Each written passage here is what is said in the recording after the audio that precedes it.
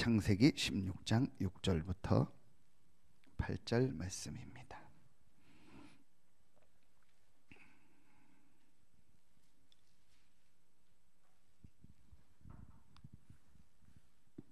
창세기 16장 6절부터 8절 우리 세 절 같이 한 목소리로 합독하겠습니다.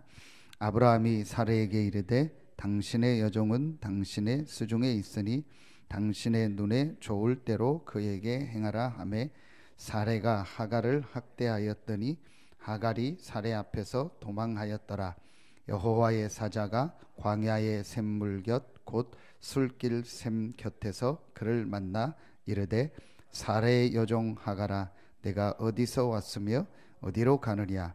그가 이르되 나는 내 주인 사레를 피하여 도망하나이다. 아멘.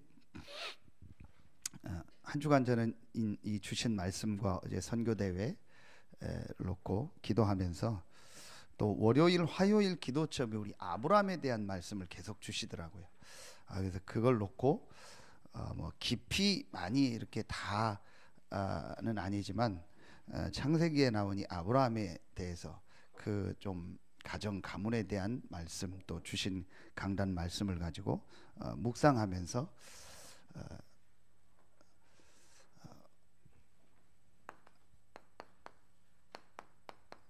무엇을 하느냐 이전에 무엇을 보느냐, 그리고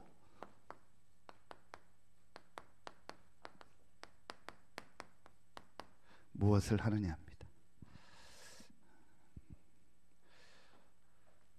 사실은 실제로 우리가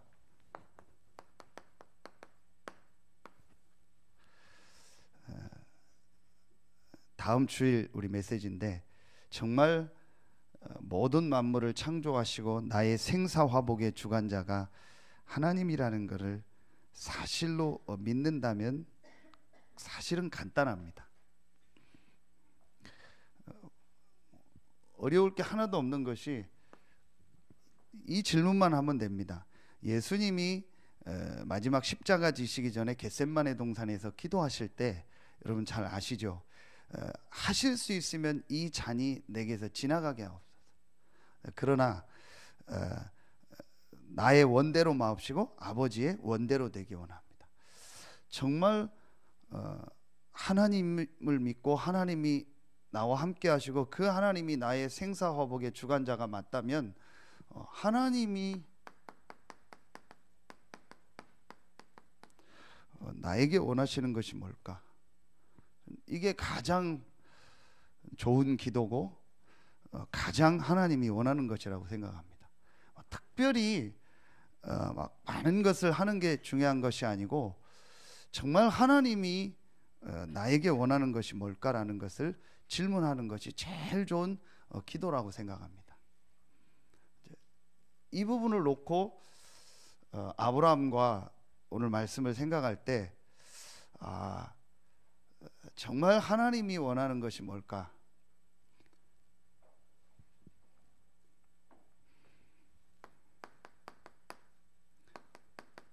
사무엘상 16장 7절에 보면 유명한 말씀이 나옵니다. 사무엘도 그 시대의 최고의 지도자였고 사무엘이 있는 동안 이스라엘에 전쟁이 없었다겠습니다. 그 정도로 영권 있는 사무엘이었는데 사무엘도 잠깐이었겠죠.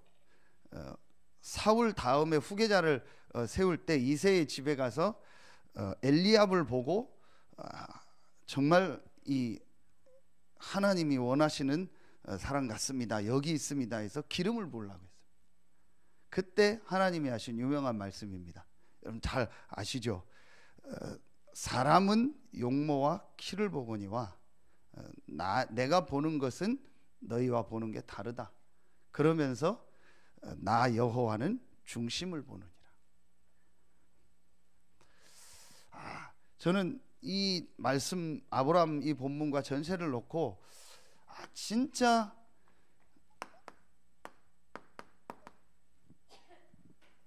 내 중심에 내 마음 가운데에 뭐가 있을까라는 걸 좀 한 주간 많이 이렇게 생각을 하고 요즘 좀 그걸 많이 생각합니다. 정말 내 중심에 뭐 어떤 면에서는 저도 모르겠죠. 저도 제 중심이 뭔지를 모를 수도 있습니다. 내 중심에 하나님이 나에게 원하는 것이 뭘까라는 것이 있을까? 내가 원하는 것이, 내게 필요한 것, 내게 중요한 것이 뭘까라는 것이 더 있을까? 여러분, 이 아브라함이 사레의 여종 하갈을 통해서 아이를 낳았다. 그게 불신앙이 아닙니다. 우리는 그걸 불신앙이라고 하는데 그 불신앙이 아닙니다. 당연히 내 씨로 말미암아 그래요. 어떤 여자의 씨라고 하지 않았습니다. 내 씨로 말미암아 천하 만민이 복을 얻을 것이다 그랬습니다. 그걸 육신적으로 그냥 해석하면은 뭐 어떤 여자라고는 얘기하지 않았기 때문에 하갈을 통해서 아이를 낳은 것을 문제는 아닙니다. 또 여러분 나중에 기록에 보면 나옵니다.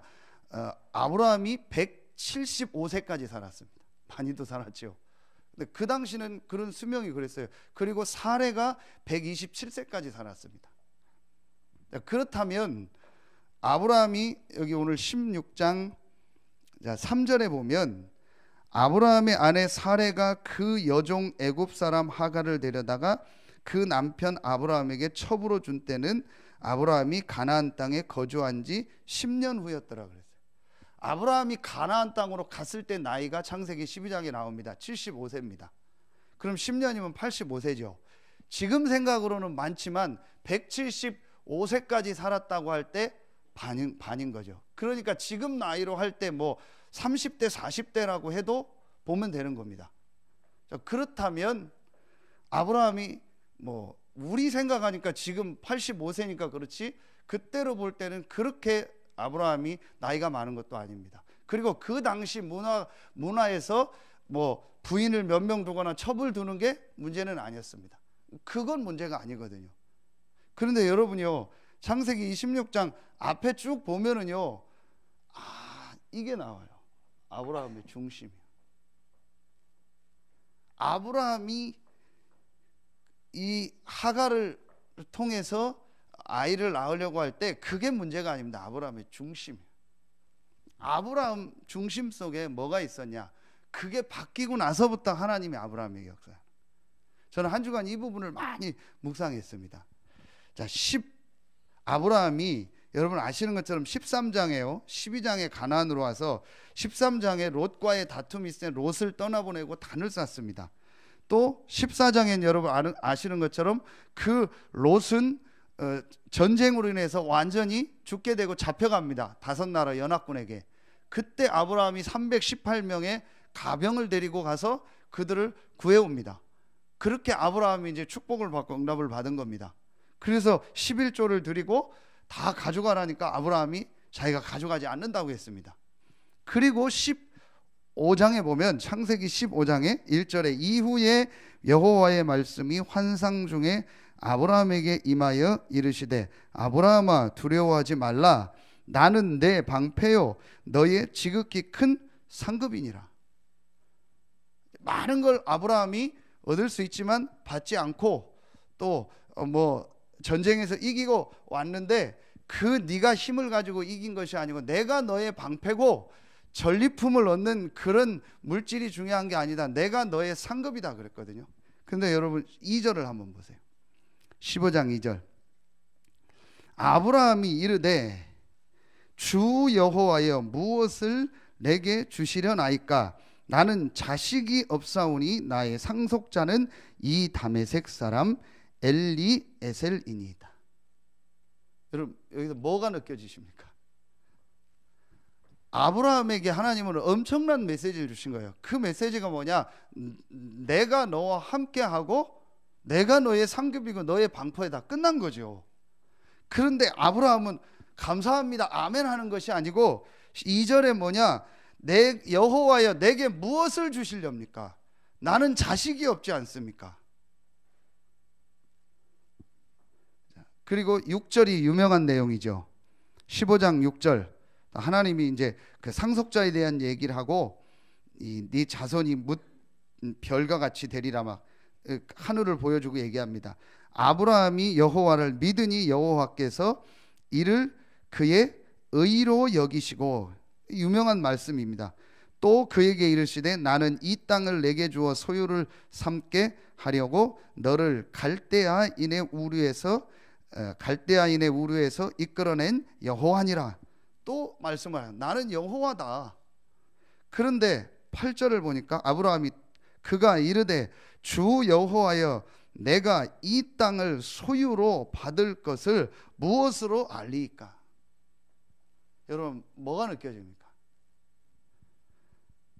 아브라함이 이 상황으로 볼 때는요, 아브라함의 모든 중심이 뭐냐 이겁니다. 의식주. 다시 말하면 아브라함의 중심 속에 오직 있는 것이, 가장 큰 자기 중심에 있는 게 육신적인 겁니다. 그게 아브라함의 문제였던 겁니다. 누구를 만나서 그 자녀를 낳고 그게 아브라함의 문제가 아니고, 하나님은 아브라함의 중심은 오직 뭐냐? 의식주야.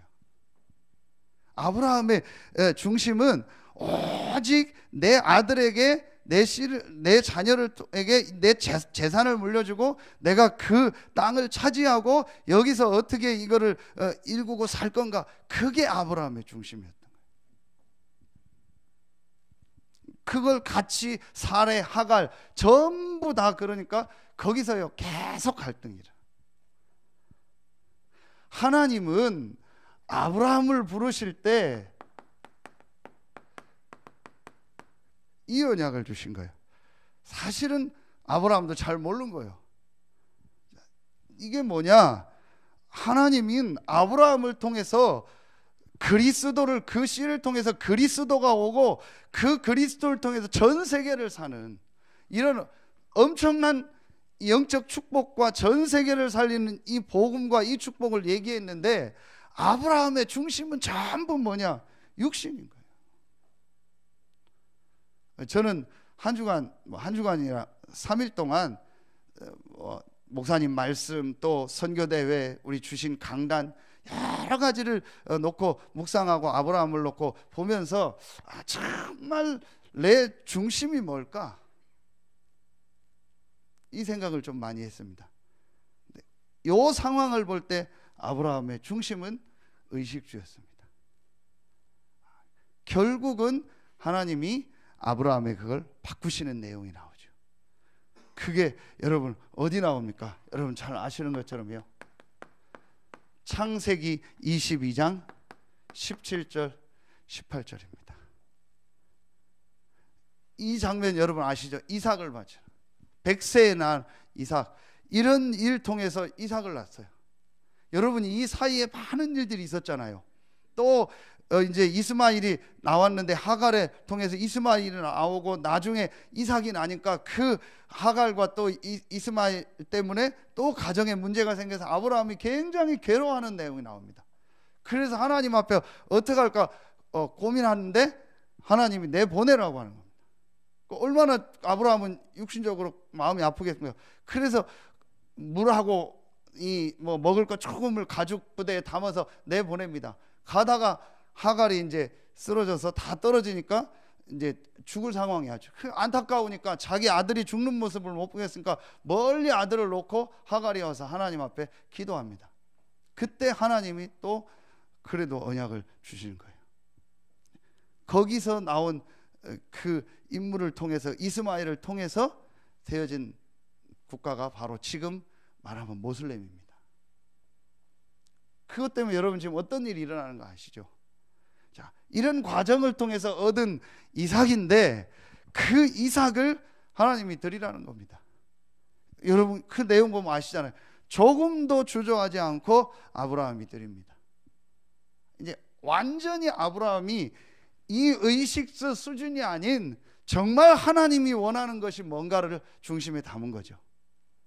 그때의 17절 18절에 중요한 메시지를 줍니다.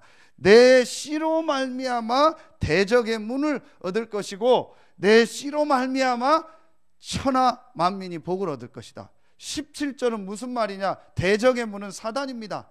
내 씨로 말미암아 이 사단의 세력을 완전히 멸하고 승리할 것이고 내 씨로 말미암아 천하 만민이 복을 얻을 것이다. 이 말씀을 주신 겁니다. 이 말씀이 정확하게 어디서 확인되냐? 갈라디아서 3장 16절입니다. 바울이 이걸 정확하게 해석합니다. 여러 명을 아브라함의 후손이라고 하지 않고 한 자손을 아브라함의 후손이라고 했다. 우리는 자손, 후손하면 여러 명을 말하잖아요. 여러 명을 말한 것이 아니다. 자손은 하나를 가리킨다. 3장 16절에 그리스도다. 아브라함이 이걸 깨달은 거죠. 자, 그리고 창세기 23장 18절부터 20절에 나옵니다. 127세에 사레가 죽습니다. 그냥 장사하면 되는데 에브론 사람에게 땅을 사는. 근데 아브라함이 워낙 힘이 있으니까 그 지역 그 사람 중에서 대표인 에브론이 그냥 여기다 장사하라고 합니다. 그런데 아브라함이 끝까지 은 400세겔을 주고 그 땅을 삽니다. 그래서 거기에 18절 20절에 두 번 나옵니다. 확정했다라는 단어. 그게 그 유명한 막벨라굴입니다. 그게 어떤 땅이냐? 마물의 상수디스풀입니다. 그게 어떤 땅이냐? 헤브론입니다. 헷 족속의 땅. 그래서 헷 족속들 앞에서 우리말하면 소유권 이전을 완전히 등기를 하는 내용이 나와요.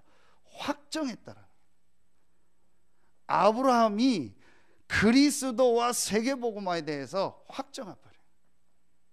그때부터 사실은 하나님이요 이 아브라함의 통해서 정말 응답 축복의 문을 여시는 겁니다. 그래서 저는 이 내용을 묵상하면서 진짜로 내 중심에 지금 뭐가 있을까? 하나님은 우리의 중심을 보시거든요. 여러분이요 뭐 우리가 막 뭐 엄청난 걸 하는 것도 중요하겠지만 가장 중요한 게 뭐냐? 우리의 중심 속에 뭐가 있느냐입니다. 그래서 자, 여러분이요 무엇을 먼저 봐야 되느냐가 세 가지를 먼저요 빨리 봐야 됩니다.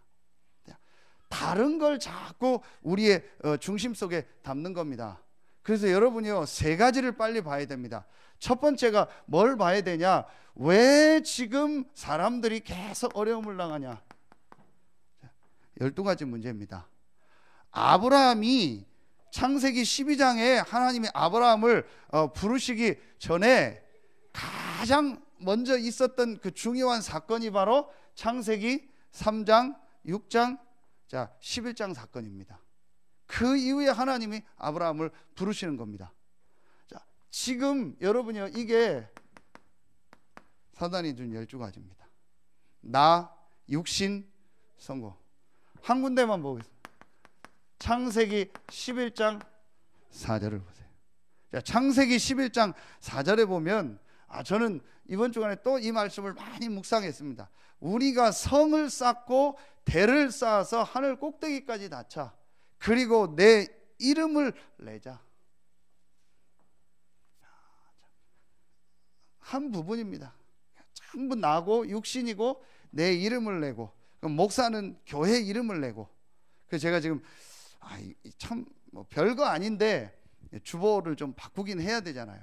주보를 이제 교회 이름하고 바꿔서 어디 디자인에 맡겼는데 그 앞에 보면 항상 담임 목사 뭐 나오잖아요. 그 뒤로 보내달라고 했어요. 그리고 그거 혹시 주보에 이름 빼면 안 되냐. 늘 보면 뭐 좀 저는 그런 게 그렇더라고요. 근데 또 나중에 뭐 주보에 이게 기록이 남아야 되는데 또 전사님 같은 경우는 어디 갔을 때 어느 교회 전도사다 하면 주보에 있는 거를 또 보여줘야 될 때, 그래서 그냥 뒤쪽으로 했는데 제가 왜 이런 얘기를 하냐. 자꾸 목사인 저도요 자꾸 내 이름을 내고 우리 교회를 내고 내 성을 쌓고 뭔가 내가 이뤘다라는 거를요 자꾸 보여주고 싶은 거예요. 은근히 제 속에도 그게 있는 거예요. 그리고 창세기 6장 3절에 보면 육체가 됩니다. 자꾸 육신적인 거를 무시하자는 건 아닙니다. 당장 저도 의식주 문제가 어려우면 당장 살아가는 건 힘듭니다. 그걸 무시하고 그게 필요 없다라는 건 아닙니다. 그건 이상한 잘못된 주의죠. 그런데 내 중심에 가장 내 중심 속에 있는 게 뭐냐? 결국은 의식주인 거예요. 그러니까 하나님이 도저히 안 될 때 어떤 때는 세 가지를 건드리는 겁니다. 진짜 하나님의 응답과 축복을 받을 사람이 늘 중심에 다른 걸 가지고 있으면 하나님이 성경에 보니까 세 가지를 가지고 건드리더라고요. 첫째 뭐냐? 그야말로 의식주 문제예요. 이걸 갖다가 어렵게 하거나, 아니면 두 번째 몸에 병을 주거나, 아니면 세 번째 사람이 가장 약해지는 게 뭐냐? 자식 앞에서요. 자식 문제를 건드리거나. 도저히 못 깨달으면 하나님이 이 엄청난 축복을 못 깨달으면 결국은 하나님이 그걸 통해서라도 바꾸시더라고요. 그런데 그 세 가지 문제가 동시에 왔는데 사단을 무릎 꿇게 한 사람이 누구냐? 욥이요. 여러분 아시죠? 욥에게는요 그 세 가지가 한순간에 닿아버린 거예요. 자기 재산 다 없어졌죠. 자기 몸에 질병 왔죠. 자기 자녀가 다 죽어버렸죠. 근데 욥은요 하나님 앞에서요, 그가 나를 단련하신 후에 내가 정금같이 나오리라. 사단이 완전히 무릎 꿇은 거죠. 자, 진짜 내 중심에 있는 게 뭘까?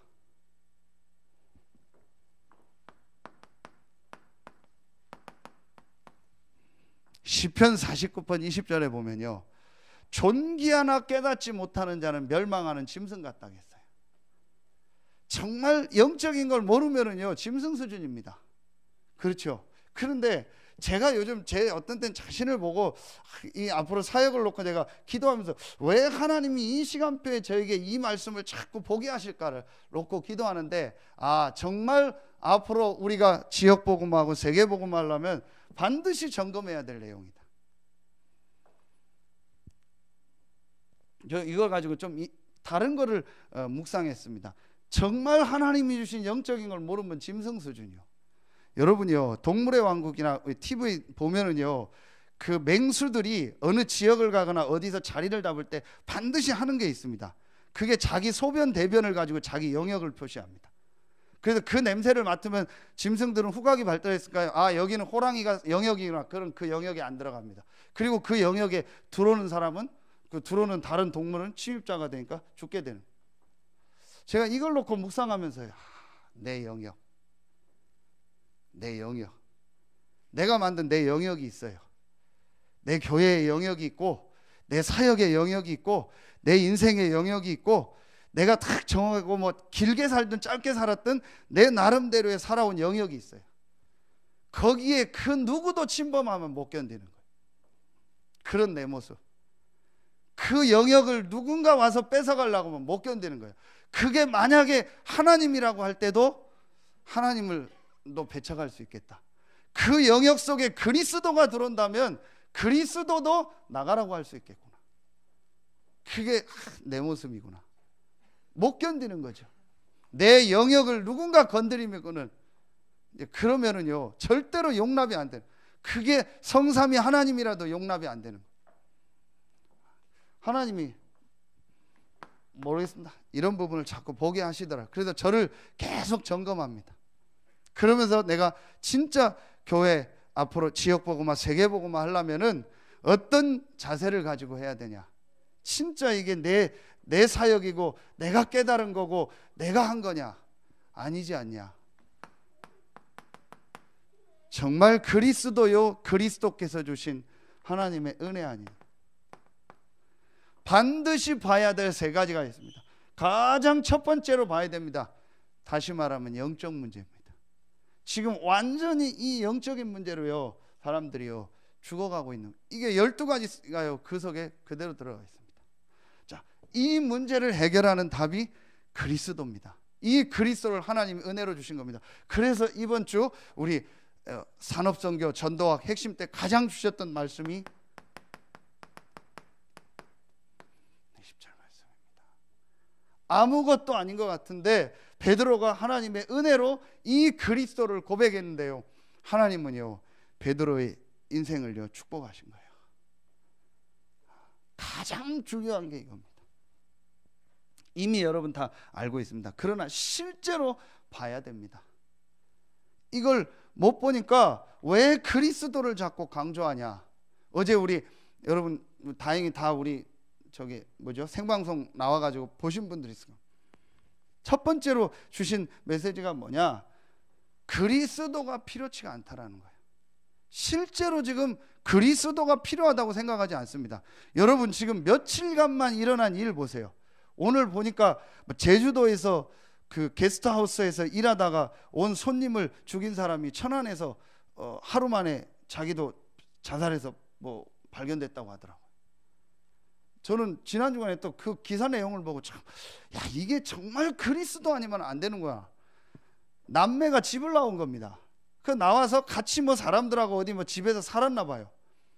그 집 나와서 같이 살다가 서로 뭐 이렇게 돈 내라고 했는데 그게 뭐 안 맞았나 봐요. 뭐 서로 돈 나눠서 내고 생활비 하자. 근데 그 남매가 안 냈나 봐요. 그랬더니 같이 살고 있는 사람들이요, 야 어떻게 이렇게 할까? 그 남매를 감금한 거예요. 감금해가지고 해서 공구를 갖다가요, 그 공구 중에 벤치를 갖다가요, 그래서 발톱을 7개를 뽑아버린 거예요. 그리고 패가지고 이빨 2개가 다 나가. 간신히 그 도망을 해가지고요, 경찰에 신고를 해서 잡힌 거예요. 그러니까 판사가 보고 이건 너무 이거는 악하고 좀 잔인하다 해가지고 중형을 다 했더라고. 여러분 동물 하나도 우리가 그렇게 못하는데 어떻게 사람이 저럴 수 있을까? 저는 그걸 보면서요, 정말 그리스도가 아니면 안 되는구나. 왜 그리스도를 강조하는지, 왜 우리 자녀들에게 생을 걸고 그리스도를 심으려고 하는지 지금 사람들은 모르고 있어요. 왜냐? 못 봤으니까. 가장 먼저 우리가 봐야 될 게 뭐냐? 지금요 전 세계가 개인들이요 전부 영적 문제로 죽어갑니다. 이게 아니면 그리스도가 오실 이유도 없고, 이게 아니면 선교사님들을 보낼 이유도 없는 겁니다. 그렇잖아요. 뭐 하려고 고생해서 선교사님들이 가고 저렇게 고생을 합니까? 어제 이민복 목사님 전화했어요. 내려오고 이제 바로 다음 주에 또 우리 PK들 인턴십이 있어서, 중부노예 인턴십이 있어서 바로 어제 새벽 2시 비행기로 간다고 같이 통화를 했어요. 참 또 마음이 그렇더라고요. 얼마든지 자기 한국에 지금 살 수 있고 한데 왜 가겠냐. 다른 선교사님들 다 이제 돌아가요. 갈 때 오래 거기서 사역하신 분들은 그 나라가 편할 수도 있지만 아무래도 자기 나라가 더 편할 거 아니에요. 자기 가족들. 그런데 가는 겁니다. 왜 가겠습니까?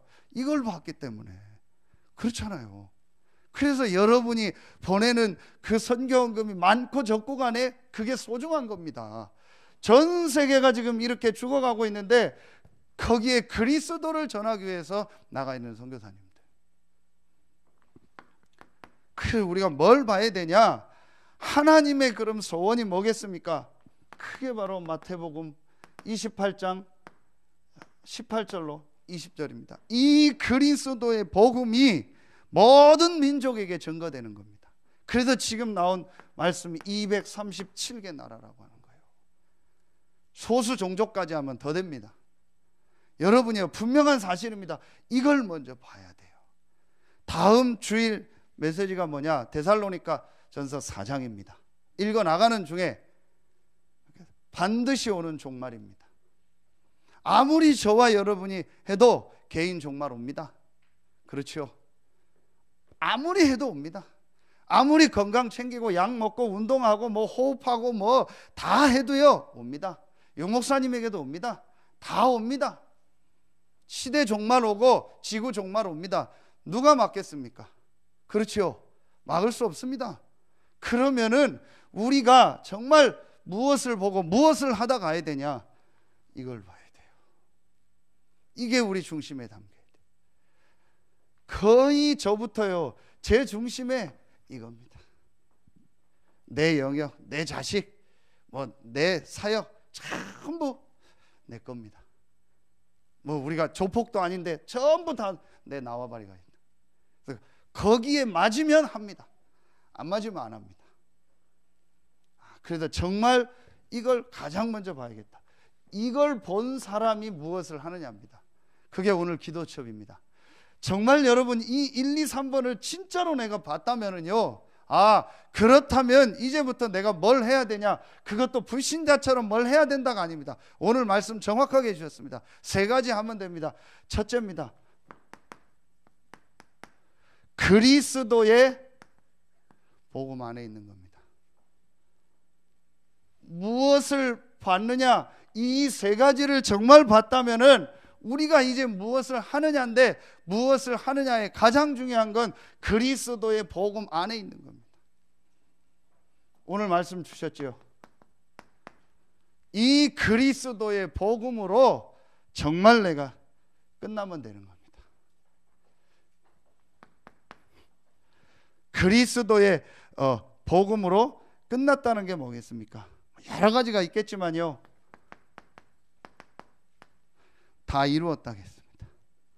완전합니다. 그리스도의 이 복음 안에 있는 우리는요, 완전한 축복을 받은 겁니다. 골로새서 2장 2절로 3절에요, 그 안에 모든 것이 다 있다겠습니다.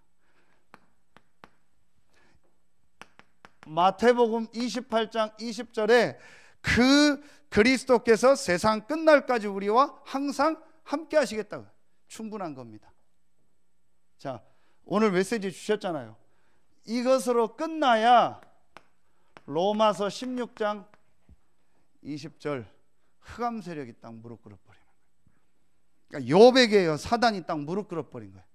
사단이 욥을 건드릴 때 내용이 뭐였냐, 이거였습니다. 하나님 앞에 가서 얘기하잖아요. 욥에게 의식주 좋은 거 많이 주니까 욥이 하나님 잘 믿는 거 아니냐, 그거 없애버리면 욥은 하나님 부인할 거다. 그래서 하나님이 사단의 시험을 허락합니다. 완전히 세 가지를 가지고 욥을 완전히 어려운 상황까지 몰았는데도요, 욥은요 절대로 불신앙하지 않고요 하나님 앞에 섭니다. 사단이 무릎 꿇어버린 거예요.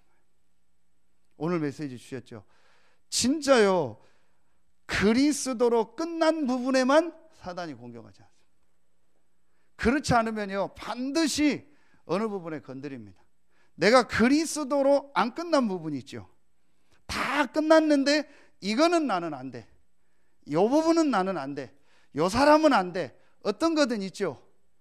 그게 우리 고린도후서 2장 9절 10절에 우리 주셨던 메시지죠. 학원보고만 첫 번째 메시지, 용서에 대한 얘기죠. 한 부분일 겁니다. 그리스도로 완전히 다 끝내라. 그러면 사단의 세력이 무릎 꿇습니다. 이게 우리가 해야 될 일입니다.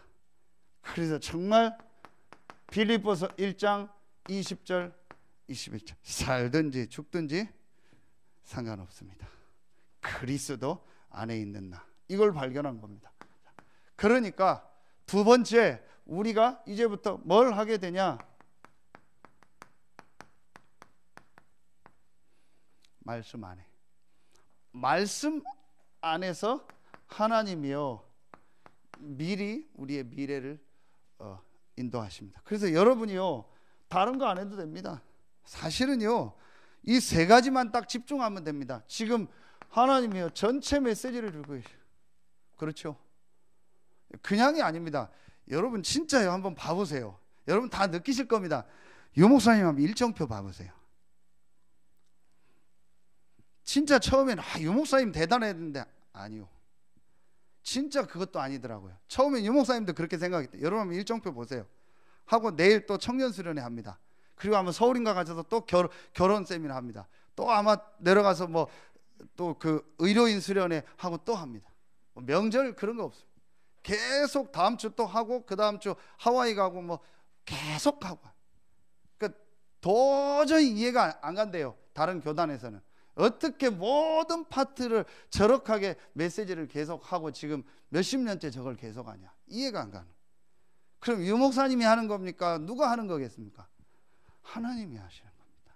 그렇죠? 그래서 여러분이요 가장 우리가 해야 될 일은 뭐냐, 말씀 안에 있어라. 여러분이요 이 전체 메시지를요 항상 이 메시지의 흐름 속에 있으면 돼요. 다 우리가 수련회 다 갈 수는 없잖아요. 그래도 감사하게 메시지가 다 나오잖아요. 가실 수 있는 분은 가시고 못 가시더라도요 이 전체 메시지의 흐름이 있어요. 이 안에 있으면 되는 겁니다.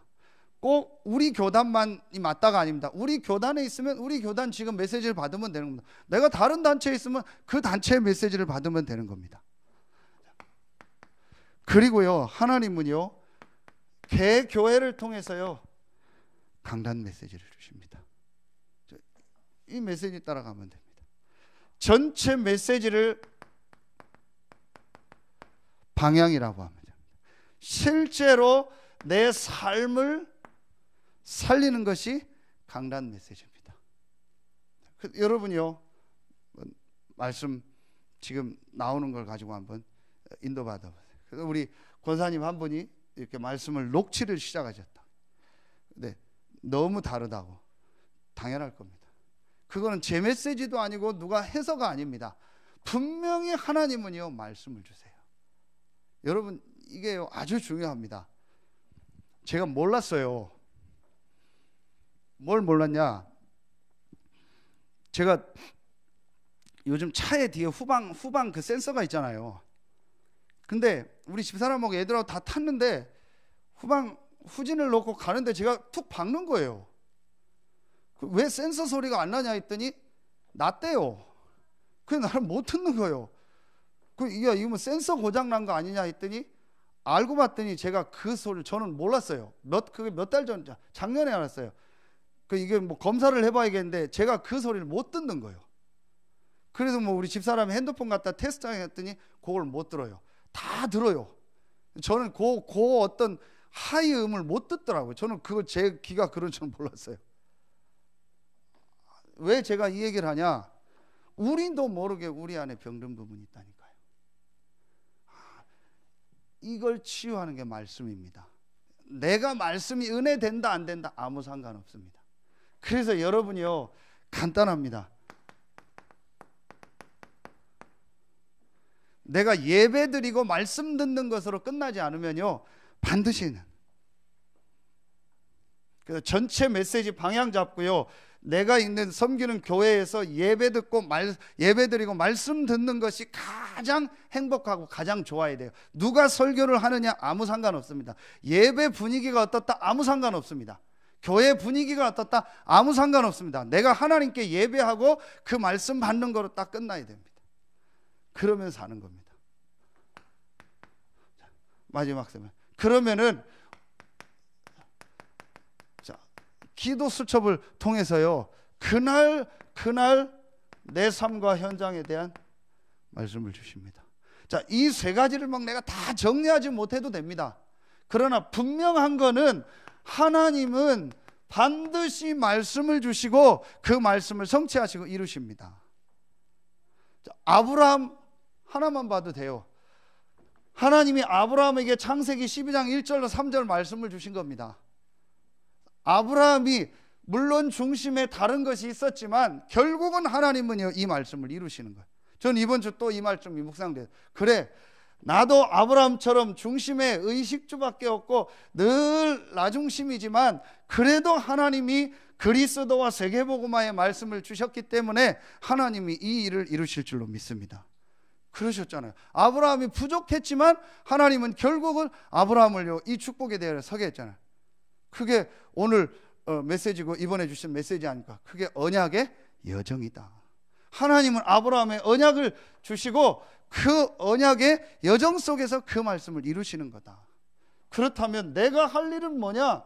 하나님의 주신 말씀을 내 안에 담는 거다. 그래서 히브리서 4장 12절입니다. 여러분이 이제부터 무조건 하나님의 말씀을 내 영혼 속에 담는 시간을 가져라. 어떤 방식으로든 좋으니까 하나님의 말씀을 내 영혼 속에 담는 시간을 가져라. 그러면 됩니다. 이게 우리가 해야 될 일입니다. 이걸 본 사람이, 이 1, 2, 3번을 본 사람이 이걸 하는 겁니다. 마지막, 우리가 어디 안에 있으면 되냐? 기도 안에 있으면 됩니다. 자, 기도 안에 있다라는 말은 뭘 말하죠? 오늘 말씀 주셨죠? 나의 능력, 세상 능력 필요 없다. 어제 선교대 왜 1강 메시지 아닙니까? 정말 그리스도면 되고 그 그리스도께서 약속하신 이 성령 충만의 그 능력 외에는 다른 것이 필요 없다. 하나님은 그 사람을 쓰신다. 그게 기도입니다. 여러분이요, 그래서 이제부터 진짜 한번 시작하세요. 이미 다 하고 계시지만요, 정말요, 시편 5편 3절에 보면은요, 다윗이요 아침에 그랬어요. 시편 17편 3절에 보면은요, 밤에 그랬어요. 시편 57편 7절 8절에 보면요, 다윗이 새벽에 그래요. 여러분이요, 정말 이 1번 2번을 가지고요, 하나님이 주시는 그 힘을 얻는 시간, 정말 하나님 주시는 영적인 힘을 얻는 시간, 이 시간을 가져라. 여러분이요, 이게 하나님이 우리에게 주신 최고의 방법입니다. 이 세 가지입니다. 그리스도와, 이게 바로 하나님 나라와 오직 성령입니다. 이게 바로 1장 1절, 1장 3절, 1장 8절입니다. 하나님 나라의 일이라고 나오잖아요. 사도행전 1장 3절. 그죠? 개인을 향한 하나님 나라의 일이 있어요. 이게 말씀 속에서 발견이 되는 겁니다. 그리고 그 말씀 속에서 이 오직 성령이라는 기도 제목이 정말 발견된다. 그거 가지고 기도하는 겁니다. 요걸 다른 말로 뭐라 하죠? 갈보리, 감람산, 마가다락방을 하는 거예요. 그렇죠? 사실은 이겁니다. 렘넌트 때 정말 이게 된다면 반드시 그 렘넌트들은 승리하게 돼요. 어제 우리 선교대 영상 나왔죠. 그 2명 렘넌트. 2명 렘넌트의 특징이 뭐냐? 이거 하고 있는 거예요. 그래서 여러분이요, 진짜 이걸 보고요, 이 세 가지를 하면 되는 겁니다.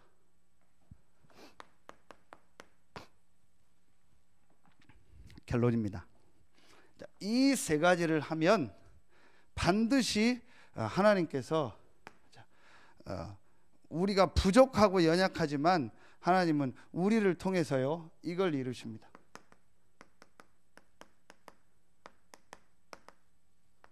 세계복음. 세계를 나가는 게 세계복음화입니다. 여러 번 얘기했죠. 지금 여기가 세계입니다. 더 정확하게 말하면 내가 지금 있는 그 현장을 복음화하는 겁니다. 이 일을 하나님이 이루시는 겁니다. 여기에 그래서 세 가지 기도 제목을 주신 겁니다. 이 세계복음화의 중요한 기도 제목입니다. 지금 전체 나온 메시지에서 우리가 꼭 붙잡고 기도해야 될 기도 제목입니다. 그게 바로 RUTC입니다. 이번에 선교사 합숙 3강 때 주신 말씀입니다. 1, 2, 3 RUTC 운동.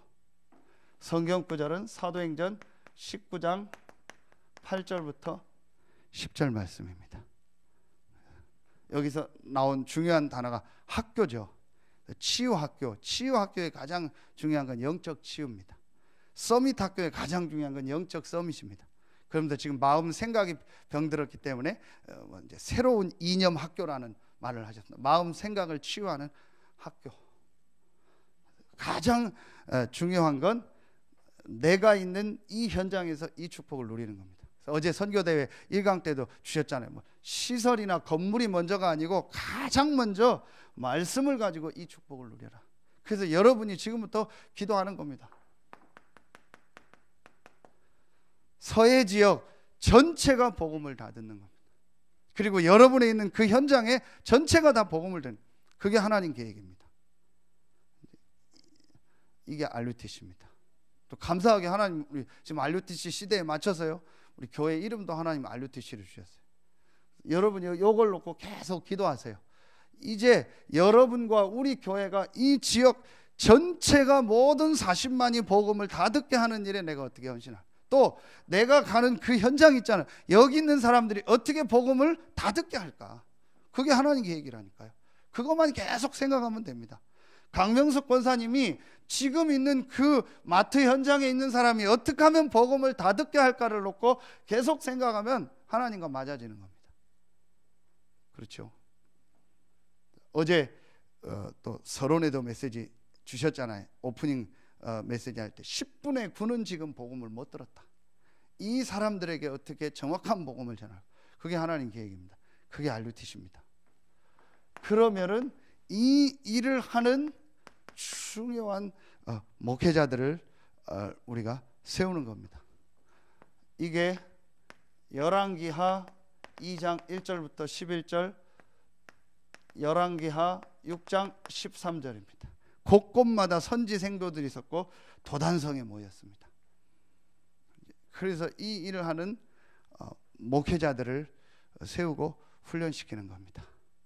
이번에 그 이민무 목사님하고도 저녁에 같이 이렇게 포럼하면서 기도 제목 중에 한 가지가 뭐냐, 팔라원에도 이런 목회자들을, 기존에 있는 목회자들을 훈련시키고 또 앞으로 목회자의 길을 가겠다는 사람을 보고만 해서 훈련시키는 시스템이 필요하다. 왔던 아브넬 목사 있죠. 그 친구도 그런 케이스예요. 완전히 복음을 받고 우리 지금 그 큰 서민 마닐라 그쪽 바기오에 있는 거기 신학교에서, 우리 신학교에서 훈련받고 안수받아서 지금 복음운동하고 있는 케이스.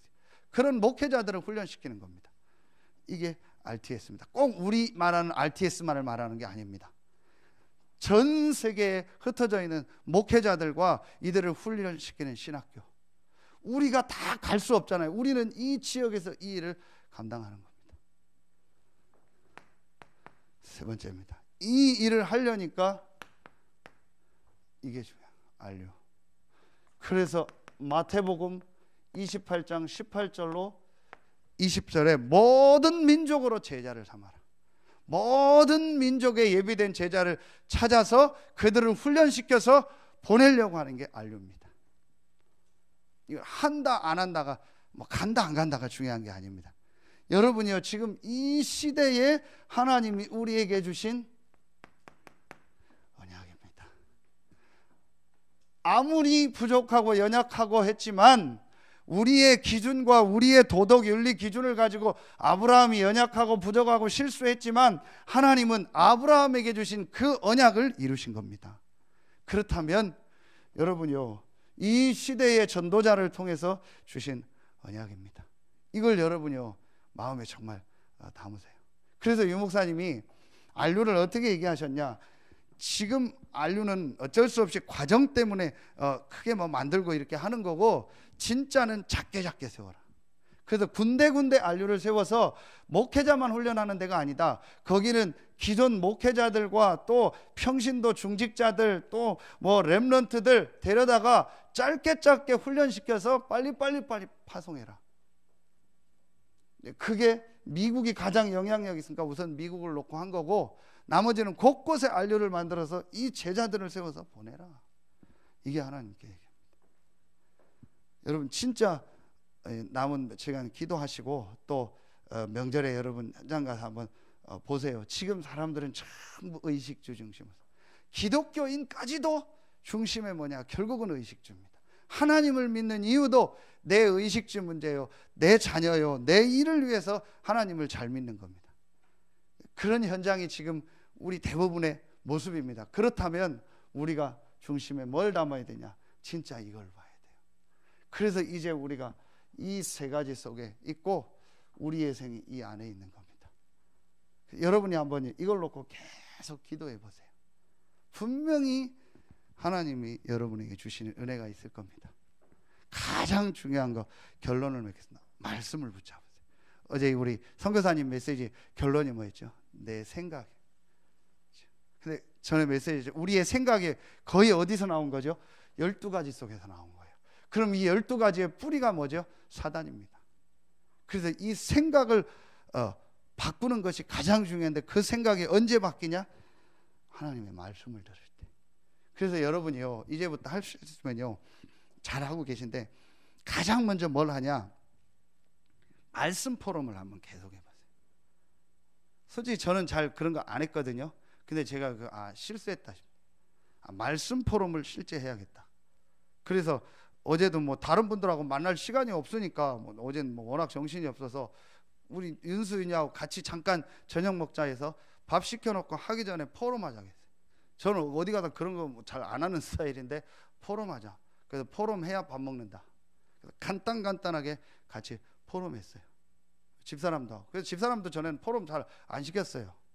뭐 알겠냐 하고 안 시켰는데 그게 완전 제 생각이었던 거예요. 들으면서 제 생각이 바뀌고요. 아, 이렇게 또 말씀을 붙잡는구나. 우리 한서대 가서 저는 원장님 또 포럼 들으면서 아, 이런 말씀을 붙잡, 전혀 생각지 않은 저는요 말씀을요 복음 안에서 신학적으로 정확히 딱 붙잡고 있더라고요. 아, 교회에 대한 몸이 뭘까를 놓고 묵상하다가 하나님 주신 말씀을 가지고 포럼하는데 정확하게 붙잡고 있는 거예요. 아, 이래서 포럼이 중요하구나. 그래서 포럼은 하면 무조건 100점입니다. 포럼은 뭐 잘하고 못하고 하면 무조건 1등이고 100점입니다. 포럼을 여러분들이 이제 군데군데 많이 하세요. 같이 포럼하는데 그 포럼을 이렇게 우리나라 교육처럼 주입식으로 하지 말고 같이. 그래서 제가 요즘에 지교회나 다락방 가는 데는 간단하게 한 20분 30분 찬송하고 같이 포럼합니다. 다 하고 저도 받은 은혜 포럼하고 말씀 가지고 좀 포럼하고, 그러니까 한 20분 30분 같이 가는 분들이 그래요. 목사님 포럼이 너무 쉽다고. 저는 포럼하라면 되게 부담을 느꼈대요. 실제 고백해요. 그래서 막 뭘 많이 해야 되는 줄 알았는데 이렇게 그냥 내가 깨달은 거 얘기하면 되는 줄 몰랐다고. 그리고 또 하는 얘기가 지교회 전문교회 다락방이 이렇게 쉬우면 너무 내가 왜 어렵게 생각했대. 만나서 같이 포럼하고 기도만 하면 돼. 그것만 했는데도 하나님 역사입니다. 그게 진짜입니다. 왜냐? 하나님의 말씀이기 때문에요. 뭐 칠판에 메시지 쓰고 그렇게 하라면 못합니다. 그리고 어떻게 늘 그렇게 합니까? 그건 필요한 시간표 때 하는 거지요. 여러분이 모여서 같이 포럼만 해도 그게 진짜라니까요. 말씀 포럼만 했는데 하나님이 역사하셨다. 그게 말씀의 역사입니다. 내가 뭘 많이 했는데 전도운동이 일어났다. 그럼 하나님의 역사가 아니죠. 말씀 포럼만 해요. 그래서 여러분 가정에서도 말씀 포럼하고 또 교회 와서도 시간 날 때마다 함께 말씀 포럼하고 현장에서 한번 말씀 포럼 시작해 보세요. 분명히 여러분 자신이 달라지고요. 그 현장이 달라지면서요. 하나님에 대한 전도의 문을 여시는 걸 보게 될 겁니다. 가장 중요한 게 결론이냐? 내 생각입니다. 그렇죠. 참 이거 하나 바꾸는 게 어렵더라고요. 그래서 이 생각 내려놓고 하나님 말씀 속으로 이번 주간에 최고의 응답의 주간 되길 예수의 이름으로 축원합니다. 기도하겠습니다. 하나님 참 감사합니다. 귀한 선교사님을 보내주시고 또 많은 선교사님들을 세우셔서 전 세계 현장에 이 그리스도의 복음을 전하는 전도운동의 역사가 일어나게 하시고 그 대열 속에 우리 교회와 또 우리 모든 성도들이 있게 하시니 감사합니다. 하나님께서 정말 이 시대에 참 복음운동, 참 전도운동, 참 선교운동을 위해서 많은 선교사님들과 또 많은 중직자들의 헌신과 성도들의 헌신을 통해서 이 전도운동이 진행되게 하시니 감사합니다. 이 축복 속에 이 서해안 살릴 응답 속에 부름받은 우리 서해 RUTC 교회 모든 성도들 한 명 한 명에게 아브라함에게 주셨던 그 언약을 성취하셨던 것처럼 하나님이 우리에게 주신 그 말씀이 성취되는 축복을 보게 하여 주시옵소서. 특별히 명절을 맞이해서 여러 현장으로 갑니다. 그곳에서 그리스도의 복음을 전하고 그리스도의 빛을 비치는 우리 모든 성도들 되게 하여 주시옵소서. 지금은 우리 구주 예수 그리스도의 은혜와 우리를 사랑하시는 하나님의 사랑하심과 우리 안에 영원토록 함께 하시는 성령의 내주, 인도, 교통, 충만하심이 중요한 명절을 맞이해서 중요한 현장으로 가 그리스도의 빛을 증거할 우리 모든 성도들 머리 위에 전 세계 현장으로 돌아가는 선교사들 위해 이제로부터 영원토록 항상 함께 계실지어다. 아멘.